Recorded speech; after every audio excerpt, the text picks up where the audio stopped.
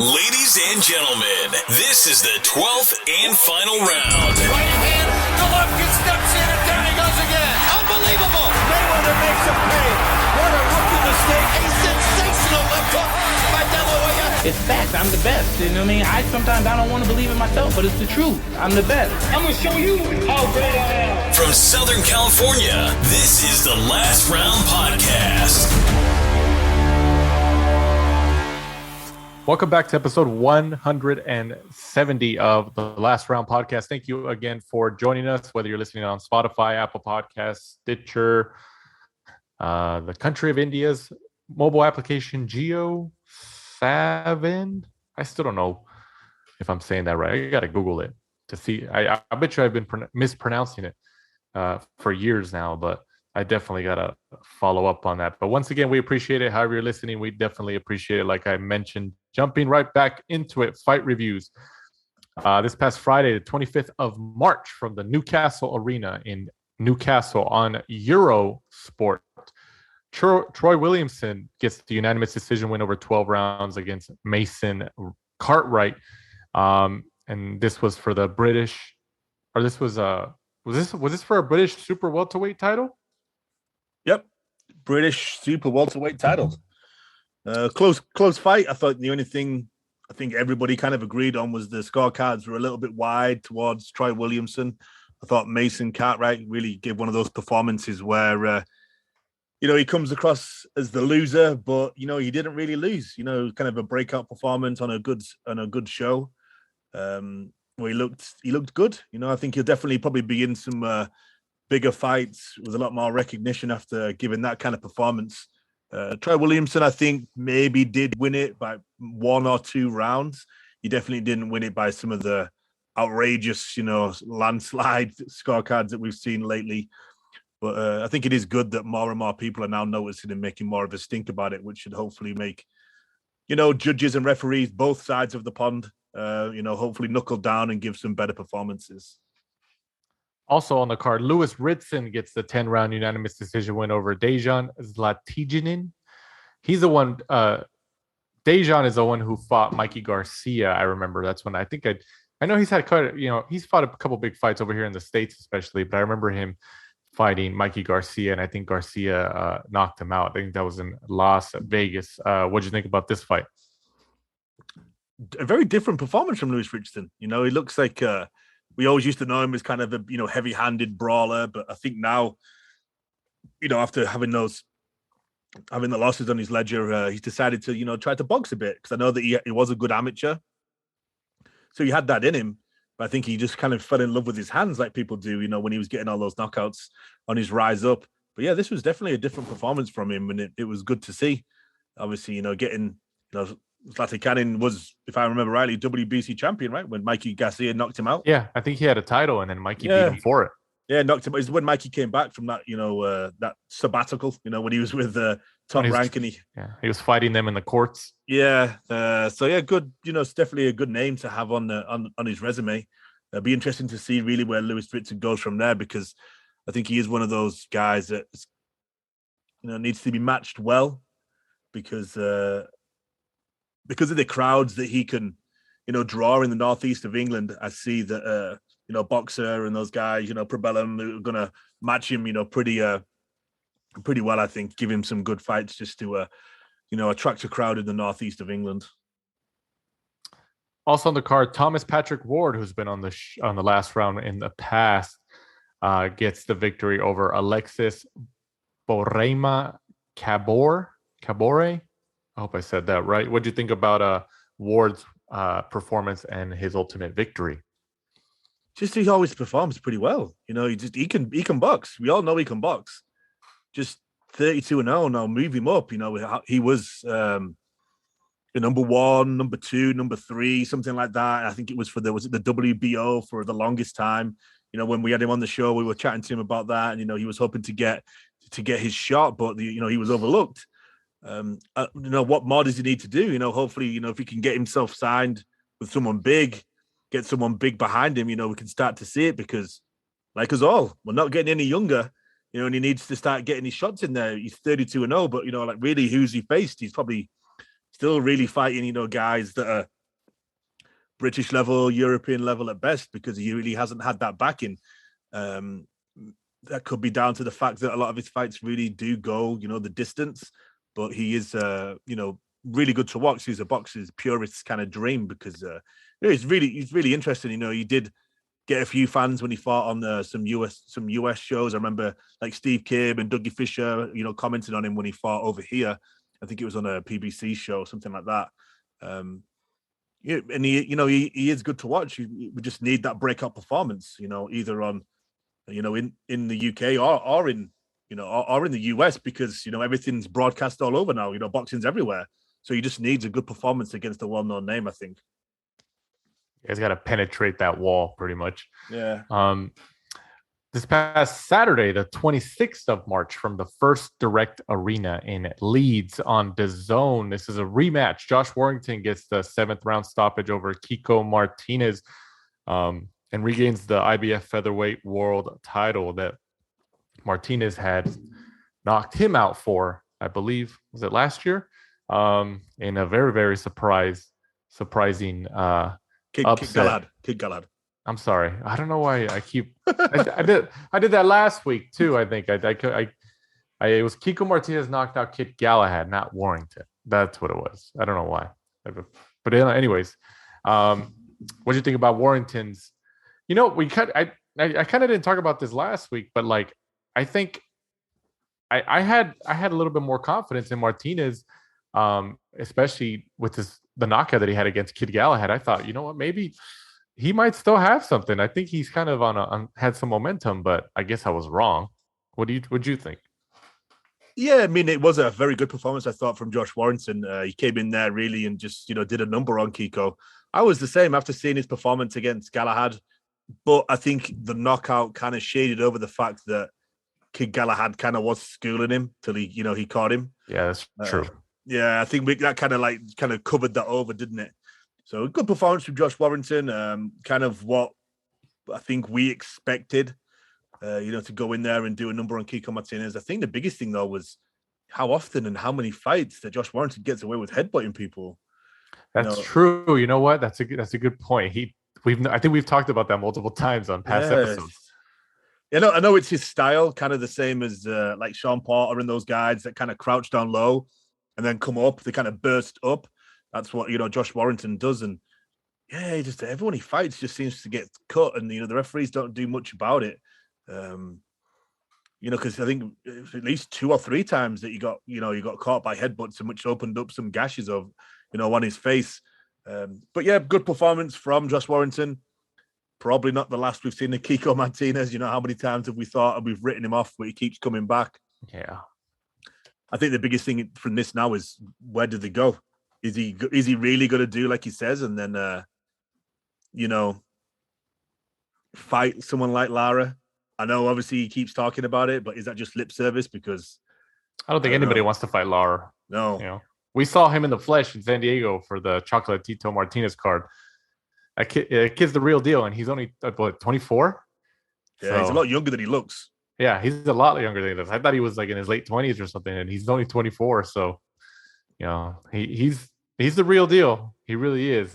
But like we said, he's too dangerous for the risk. Unless you pay an opponent across from him a bunch of money at some zeros and some commas to that payday. I don't think there's anybody going to want to step in the ring willingly with him because the kid's dangerous. And I mean, you think we'll see, Warrington go more of the British route and fight someone like a Lee Wood? Yeah, I think that's highly likely. That's way more likely than a Lara. I could see that. If the WBA ever decide to move him up to WBA super champion instead of regular champion. Weren't they supposed to get rid of all these belts? What's going on around here? We're still waiting. Well, Santa Cruz hasn't fought in that division for 3 years. Dude, Santa Cruz, we can do a whole podcast on Leo Santa Cruz and, the favors that he's been getting from like the WBA for all these years. And, we've been told by very, very good sources, very internal sources who have, an insight into the PBC that Al Heyman is a huge fan of Leo Santa Cruz, that Leo Santa Cruz is one of the only fighters in the PBC stable who have Al Heyman's direct phone number. So we were told that. So and the source we got it from was fairly credible. So and it's kind of like, it's crazy. It's like, oh, you would think, oh, Mayweather has a direct line to Al Heyman and some other stuff, but Leo Santa Cruz. Do you remember when John Molina called him when we were there? Oh yeah, John Molina. That's right. We had John Molina on, and John Molina Jr., who is now retired. He's actually a police officer in Southern California. He called his line, Al Heyman's line, in front of us, and it goes to like an answering service. It was crazy. I was like, dang, this not only when I heard that, when we heard that, it just added another layer of like mystery to the guy. I was like, it goes to an answering service, who has to screen the call and then send it to him. I was like, what the hell is that? That's wild. That's so wild. But that just adds another mystery layer, like I said, to the mystery that is Alan Heyman. Crazy. It is crazy. Also on the card, where am I at? Ebony Bridges, the Blonde Bomber, gets the 10-round unanimous decision win over Cecilia Roman, and Ebony Bridges gets her first world championship as she gets the IBF bantamweight world title. What'd you think about this fight? I thought it was, clear cut that, Ebony Bridges, won the title, but Don Trella came out with a bit of a wacky scorecard, 100 to 91. I think that was, far too wide, but Ebony Bridges does really, really well, and in the self-promotion and stuff like that, and a lot of fighters could take a leaf out of her book, really. She uses social media very well, came into boxing, knows what she has, and then makes that work for her. But I just do wonder at times, it just goes to show that, someone like her who took up boxing, very, very late and stuff like that, won a world title in her 9th fight, does that water down the women's division for you? Like, does that make you think like, well, you can just start boxing and then just win a world title, that quickly? It's easier to do it on the female side because there's less competition. Yeah, but to you, does it take the shine off for the people like Savannah Marshall and those girls? Or you gotta look at it from a business perspective. Eddie Hearn knows that she knows how to sell herself and publicize herself. Her following's growing by the minute. She's very good at the marketing aspect of the sport, and Matchroom knows, I think Eddie Hearn's been on record to say, we want to make boxing events like it's a night out, it's an event. How the UFC does, people dress up and go like that. And Ebony Bridges is also, I guess, an entertainer in a way, in addition to a fighter. So are you really surprised that Eddie Hearn and Matchroom kind of positioned her to be in this spot to get a world title? Because it only legitimizes her, and she won the world title. I get what you're saying, but that's the nature of the game. You got to sell tickets, and she might have started late, but she's not a bad fighter. No, you could definitely see that that she'd come on a lot as well. From before, she would kind of relied more on like brawling, coming forward, and just added pressure. But moving to, I'm pretty sure it's Mark Tibbs she's with now. Yeah, he's definitely made her. She boxes more. She does a lot more thought in what she's throwing, and when she's throwing. She's definitely improved, and she definitely gives it 100%. That's don't take what I'm saying and take it anything away from her, because she does.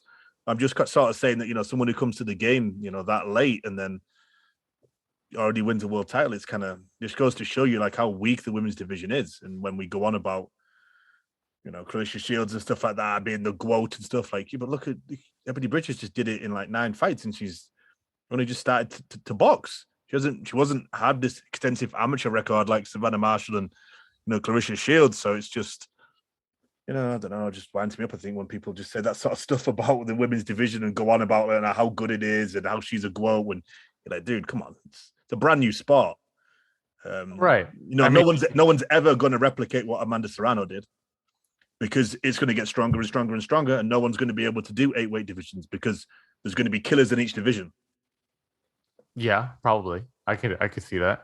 Yeah, Serrano. I don't think she gets enough credit for that. Serrano does. She doesn't, because she doesn't have the PR, does she? That Well, I mean, she's linked up with Jake Paul. I mean, yeah, that's a big partnership right there. That's great for her career. That's why that Katie Taylor Amanda Serrano fight is happening, because of Jake Paul joining that partnership. I think once that happened, Eddie Hearn jumped in. And he's like, "Oh, okay, now we can do it." This makes this fight noticeable because of Jake Paul's reach. He's right. It's a business. So, but yeah, Ebony Bridges gets her first world title. So congratulations to her. Let's see. Now she has to defend it, the bantamweight world title, the IBF bantamweight world title. And let's see how she does from there. Also on the card, Maxie Hughes gets the 12-round unanimous decision win over Ryan Walsh. This was for the IBO lightweight world title. What'd you think about Hughes's unanimous decision win? Looked really good. Just goes to show you, picking up a world title, kind of, and then turn into a full-time pro. Just shows you what you can do. When you're training, 24/7, you get time to sleep, you get time to eat right. You're not, running before work, going to do a painting, decorating job, then coming home and having to train. He looked a lot different, really, really good. I thought that he had a good game plan. I thought his jab looked good. I thought that, boxing from the outside and not getting in close was, a perfect idea. Honestly, yeah, it really just shows, like how you can turn a career around. He's probably one of the most improved boxers in the world over the last few years. So yeah, it's just good to see where he goes from here. And I know he's not obviously got like a huge name in the sport, but he's definitely hot right now. He's definitely hot. Right. Also, this past weekend from the Armory in Minneapolis, Minnesota, over here in the United States, Tim Tszyu remains undefeated with the 12-round unanimous decision win over Tszyu-Gausha. I think it's Gausha, or I said Geisha last week, but it's Tszyu-Gausha. This is for the WBO super welterweight title. But actually, Tim Tszyu, I think we picked him, or you picked him last week. I think a lot of people picked him as a favorite. He was down in round 1, right? Yeah, down early from a good counter. And then he kind of turned it around early on. Like you said, like Gausha was timing him really good. And I was like, okay, maybe Tim Tszyu's, just all talk and, living off his dad's name. But, he kind of, managed to turn it around. And then I thought, really took control of the fight. The scorecards were kind of close, like 114, 113, 115, 112, 116, 111. I think 116, 111 was probably about right. I thought Tim Tszyu probably did run away with it after that. So yeah, 114, 113. It was way too close. Yeah, far too close. I thought Gaethje did well early on, but then after that, he was a little bit, one-way traffic. For me, in my opinion, but good win though. I honestly, Tim Tszyu, that's a good win. I think Gaethje, you got to remember like how good amateur career, turned pro. Everyone was high on him. Oh yeah, he has a decent pedigree. Yeah, he really has. That was a good victory for him, I thought, over here. And it's just going to be interesting to see where they go from now with him. Are they going to take him back to Australia and try and cream the market over there? Which is, like I said last week, it's kind of surprised that Matchroom didn't do that with them signing Ebony Bridges, Sky Nicholson, and who was signed first? Did Tim Tszyu sign with PBC first before Ebony Bridges signed with Matchroom?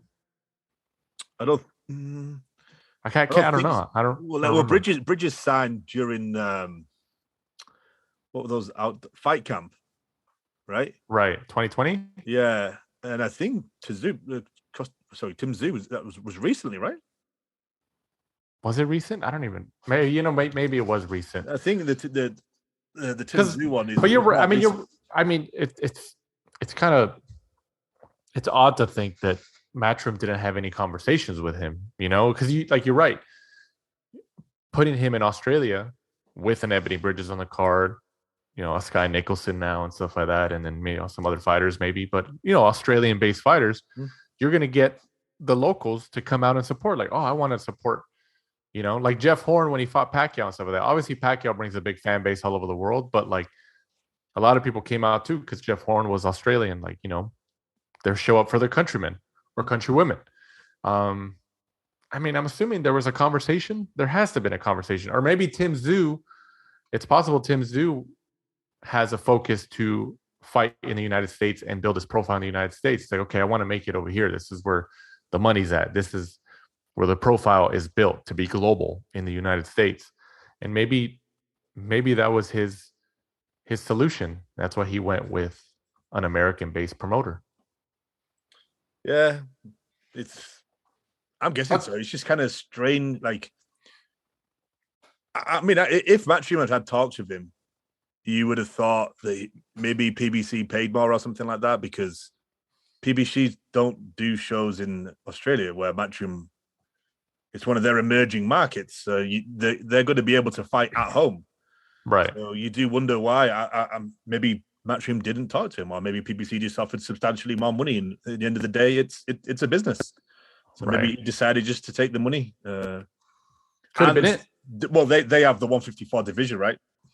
Yeah, that's true. That's also true. You know, that's one thing I forgot about. Maybe that's why he went. Okay, PBC has all the names. Yeah, they have the world titles. Yeah, you know, maybe that's it. Maybe that's it. You know, so if you look at it that way, from the business perspective and the marketing perspective, it's probably a good thing that he signed with PBC because they have all the territory, I guess, within 154 pounds. So yeah, that's a good point. Also on the card, Michael Rivera remains undefeated, 23-0 with the 10-round unanimous decision win over Joseph Adorno, who takes, I believe, the first loss of his career. I'm not sure. And also this past weekend from the Resorts World in Las Vegas, Nevada on ESPN Plus. Resorts World, that new hotel and casino, they're trying to make their mark how the Virgin Hotel was trying to make their mark with a bunch of top rank shows. Now the Resorts World is trying to do the same thing in an upset victory. Jeremiah Nakatilia gets the victory stoppage, I guess, over Miguel Burchell. Burchell was down in round 3. Obviously, this was Burchell's first fight back since his knockout loss to Valdez. I think I picked Burchell last week. I just thought, okay, you know, because even when he was fighting Valdez, like before he got knocked out, he was fighting pretty well. It was a good back and forth fight, and he just got caught and he lost. And I thought, oh, okay, you know, he'll be back. I don't know. Maybe, you know, sometimes we talk about that one loss, especially if it's a knockout loss, kind of follows you for the rest of your career and you're just never the same fighter. Is Burchell on that path? I'm thinking to maybe just give Nakatalia, is that how you pronounce it? Nakatalia? I think so, yeah. The credit. I don't know if it was just a very, very good game plan. Like, you know, the people that he'd lost to before were more boxers. You know, he lost to, it was Shakur Stevenson, right? Burchell or Nakatalia? Yeah. I think so, yeah. He's got a loss to Shakur Stevenson, who's definitely more of a boxer. You know, when you look at Nakatalia's style, he's more of a come-forward fighter, heavy-handed, got a lot of knockouts on his resume. And it looks like he did like the Tyson Fury Wilder thing, where he just came out and was like, Burchell can't box going backwards because he's a heavy-handed, come-forward fighter. So he's like, I'm just going to quickly run out and pressurize him. Mm-hmm. And Burchell looked absolutely lost. He looked like it never happened to him before in his life. And it was perfect. And I honestly think maybe we would just have to give him the credit. You know, obviously maybe the Valdez fight, you know, did, you know, put a little bit of trying to want to think of the words, you know, low confidence in him, you know, because obviously, you know, it was a bad loss in a big fight. Maybe they should have just chosen someone a lot easier for a comeback fight to get that confidence back up, because, you know, this did not go to plan. You know, he moved up in weight as well to make it, you know, a little bit easier for him. 135, yeah. And I was excited for that too. I was like, oh, you know, if he wins like people expect him to, 135 has a pretty decent, not decent, but lucrative division. You know, a lot of big names, these young guys.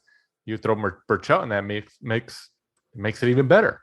Yeah, I mean, you like watching him. I always remember when we were ringside for when he fought And those body shots, you could just hear him battering the body in the LAFC stadium. I think for the life of me, I can't remember who we fought, but it was a good victory that day.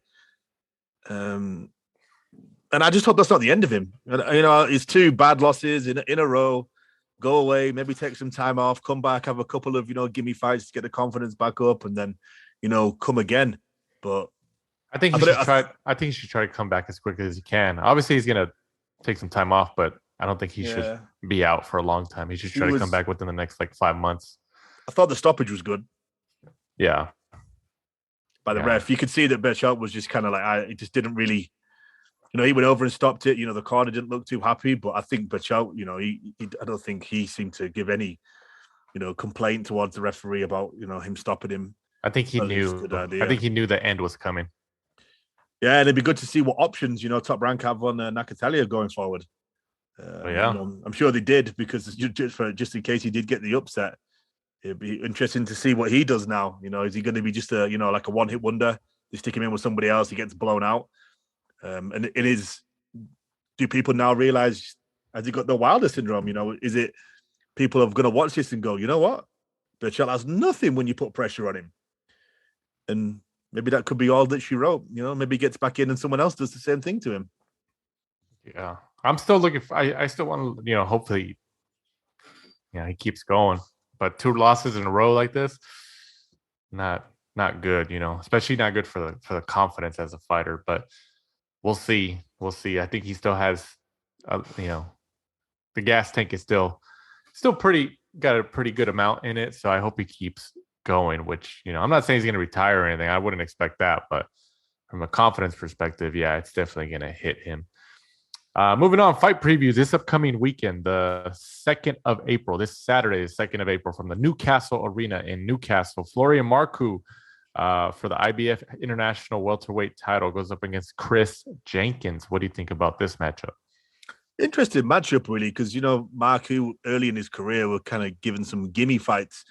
Chris Jenkins had the British title for a long time, and I think it was Conor Benn. They were trying to set him, trying to do a Matchroom Frank Warren show, and they were trying to do against Conor Benn, and I think Frank Warren kept turning it down, and Chris Jenkins missed out on, a big payday, the best of his career so far. I think if Eddie Hearn was saying, so Chris Jenkins definitely has something in his locker. He's a good fighter, so it's a good test for Marku, who's, come through a few, probably decisions where he got a little bit of home cooking because he was the bigger name.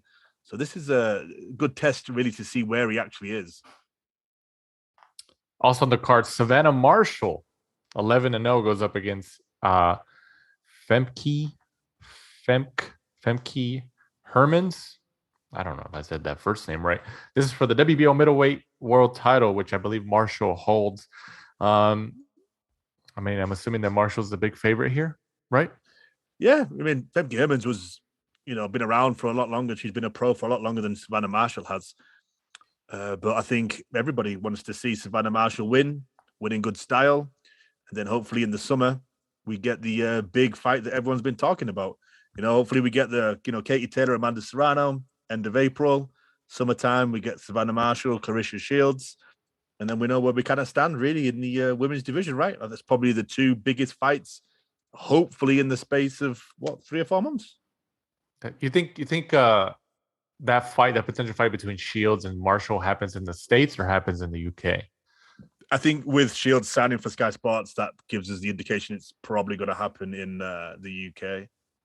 Oh, that's right. Yeah. I think they would draw a better crowd out there, I would think. Hey, she doesn't sell, did we? Come on, we know that. Like, she's this global star in the US. She's not at all. She fought at the HBO last ever showing at the StubHub, and they were like giving away tickets, and people still didn't go. I don't think she was on that card. Shields?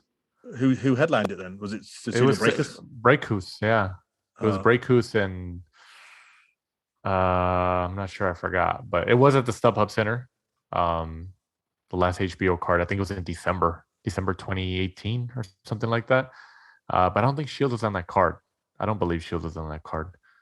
Because I remember there was another fight on that same day I don't know if it was like in Vegas or somewhere else. And then HBO obviously had that as their final broadcast, their boxing broadcast from LA on that day. But yeah, I don't think Shields was. I don't remember Shields being on that card. Maybe I'm wrong, but I know Cecilia Brækhus headlined that event. Moving on, news and notes. Teofimo Lopez has stated that he is eyeing a June or July return after undergoing arthroscopic surgery on his right hand last Thursday here in Los Angeles. His boxing manager, David McWater, told ESPN. Lopez also had arthroscopic surgery on his left elbow back in February. So reportedly, this recent surgery lasted about 2 hours, and Lopez won't be able to punch with that specific right hand for approximately 6 weeks. I don't think he's coming back in June or July, especially after a procedure like that. You have to wait 6 weeks for. Lopez he doesn't strike me as the type to come back that early. I don't think we see him until the fall. And then Lopez also said in an interview, I don't know if it was to ES News or something, he was talking about that. Fight Hype. Was it Fight Hype? Yeah, it might have been Fight Hype. He was talking about how, I guess it was a type of conspiracy for Kambosos to get the titles. Top Rank was also involved with DAZN, and now that I don't know. I can't even remember what exactly he said. He said that it was a setup for Kambosos to get it because DAZN wanted Kambosos against Devin Haney, even though the Devin Haney Kambosos fight is on Top Rank. Yeah, I mean it was strange. I mean, I get it. He was on top of the world when he had the undisputed titles. He beat Lomachenko, and it was a big win. And then he loses in his first defense against George Kambosos. And he was confident. He was walking around like he was the man, and he was the man. But then he lost, and he's not the man anymore. And you could just kind of see it. He can't really handle that pressure right now. So. Is he kind of going the Deontay Wilder route in terms of excuses? Maybe. Seems like it, right? Yeah, he's going the Deontay Wilder route, and kind of like he's not a spoiled child, but that spoiled child type of thing where they don't get their own way, so it's everybody's fault and it's not his fault. And dude, just stand up and accept it. You keep posting all these things that make he contradicts himself constantly on his Twitter and his social media by posting all these quotes, and then 2 minutes later, he'll say something else which contradicts something he posted the day before. And, it's just, I was a big fan of him coming up, and, I've kind of gone off him with some of the stuff that he comes out with. And, he is a good fighter. He's good to watch when he beat Lomachenko, and just accept it. You win some, you lose some. You're still a good fighter either way. It wasn't your day. You might have been injured. Like how many of the big names that we all still talk about today have losses? Muhammad Ali, multiple losses. Sugar Ray Leonard, Roberto Duran, Marvin Hagler, all these guys, Mike Tyson, all have losses. It's not the end of the world. You lost. The better man won. Stand up, shake his hand, get on, go back to the drawing board, train, get fit, do whatever you need to do, come back and beat them. There's no need for all this sour grapes and acting like a spoiled child and stuff like that. It's just the way that it is, and it makes you think by some of the stuff that he said that he's not going to face up to the things that went wrong, and it's going to happen again. He needs to train like every fight, like he did for the Lomachenko fight. Yeah. We heard that, his camp was totally different for the Lomachenko fight than it was for the Kambosos fight. You got to stick with that same, routine. Train for every fight. Like that opponent is a Lomachenko. Yeah. I get it. You want to save money and stuff like that, but. He didn't have reportedly a nutritionist for the Kambosos fight, so there wasn't anybody there. But he had one for the Lomachenko fight. But yeah, like I said, he's still young and he's still a great fighter. And him at 140 pounds, there's still some great fights that could happen at 140 pounds that he can match up with. With like a Jose Ramirez, Arnold Barboza, Josh Taylor possibly. But there's still some excellent fights. Zepeda, Tank Davis, maybe. On the come up, when he didn't have all this sour grapes and all this madness that he was talking about, Me and you used to say he's a promoter's dream. He used to do like everything that was, relevant at the time. Fortnite dances, people that were going to get traded at number 1 in the NFL draft. He knew all this sort of stuff. And he'd sit there, he'd do the dances, he'd wear the shirts of the guys that were going to get drafted number 1, all that sort of stuff. Excellent. Excellent. And now he's gone down the other way. Yeah. But we'll see. But yeah, I don't think he comes back in June or July. I think he comes back in the fall, especially if he has to wait 6 weeks. I'd be surprised if he comes back in June or July. Pleasantly surprised. Let me tell you that. Let me phrase it like that. Also, World Heavyweight Champion or Alexander Usyk's rematch with Anthony Joshua is likely to take place sometime in June as well. Saudi Arabia is among the venues being considered, which could be. I mean, Eddie Hearn for the Ruiz rematch went to Saudi Arabia, obviously because Saudi Arabia put the most money, and he thought, okay, well, if AJ loses again and we lose all those belts, at least it's kind of like maybe a cash out. We kind of get paid a lot of money. So I wouldn't be surprised if this goes to Saudi Arabia, just because a lot of people, I think, are still picking Usyk to beat Joshua again in the rematch and retain his titles. But who knows? Who knows? Obviously Usyk beat Joshua in front of a sellout crowd at is it Tottenham Hotspurs, yeah. Hotspur Stadium in back in September to win the WBA, WBO, IBF, and IBO World Heavyweight titles. There hasn't been any official announcement as of this moment, but do you think it's going to be June? Yeah, I would say so. I know that from all the stuff that Eddie's was saying, that he's been wanting to get, Joshua out there as quickly as he can, because I know that they were saying, if Usyk couldn't take the fight for whatever reason, that they really wanted to get, a fight in the interim. So I'm thinking that, Anthony Joshua's a money-making machine, and, the longer he's out of the ring, there's probably 20, 30, 40, 50 mouths that are feeding from the Anthony Joshua pie. So I'm sure they all need, another payday, as Canelo would say. Another payday, like he told Andred.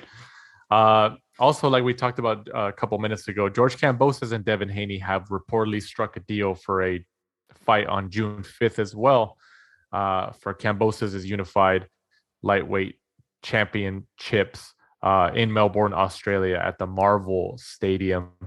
Reportedly, the bout will take place on a Sunday afternoon in Australia, which will accommodate a June 4th primetime broadcasting in the United States on ESPN. This is supposedly a 3-fight deal for Haney. I guess if he wins, there's an immediate rematch, possibly in Australia again. I'm not sure. And then if Haney wins again, then Top Rank has another right to his 3rd fight, right? Is that what we've been hearing? Yeah, no, it says a multi-fight co-promotional deal with Top Rank and Lou DiBella for the fights to be on exclusively on ESPN platforms. So that's and Haney's a promotional free agent, so supposedly. So I know a lot of people were, Eddie Hearn's not involved, the Zone's not involved, and it seems like they reportedly made a pitch to get involved, but obviously it didn't work. But got to give it to Haney, being 23, 24 years old, and he's about to fight for essentially all the belts. Or it is an undisputed fight. I keep forgetting that Haney has a title. This is an undisputed matchup. I forgot. It must be a kick in the teeth for Eddie, right? They sign Devin, overpay him, his entire time, and then the biggest fight of his career, where Eddie may be able to recoup some of that money, he's kicked to the touchline. So Top Rank wasn't gonna let Eddie Hearn get in on that action. They knew it. Well, yeah, I bet both of them, ESPN and DAZN, were like, hey, we don't really want to share it. That's our main rival. Right. we want this to be a solo venture. So I bet that was the deciding factor, and he obviously probably went with So the substantially bigger platform in ESPN, right? There's it's a for Haney, especially if he's able to win, not only to win the undisputed titles, but then win the rematch. It's just gonna, that's gonna be the best thing for his career in terms of profile awareness. But Am I crazy to think that I think Haney wins? No, you're not crazy to think that. I think going off what we've seen so far, I think Haney wins. It kind of makes sense, but then I think all of us counted out Kambosos, right? And then that performance he put you're in, right. Yeah, that performance he put in, it's you can't count him out, I guess. I don't know.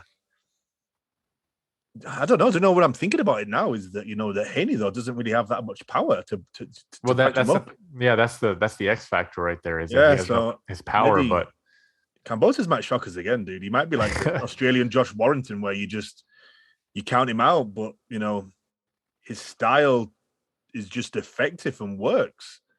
How, like I always say on this show, I counted Josh Warrington out time after time after time, and he always kept proving me wrong. So. Especially being in Australia, I do like that big old though. stadium. Yeah, he's a character, isn't he? He seems kind of like he's wound up to like 100, and he's just the stuff that he says, like you hear him and the way that he talks, he gets you pumped up and motivated. He's just that sort of guy, right? So I'm looking forward to it, and I kind of hope that he wins it because of the way that Devin Haney goes about his job.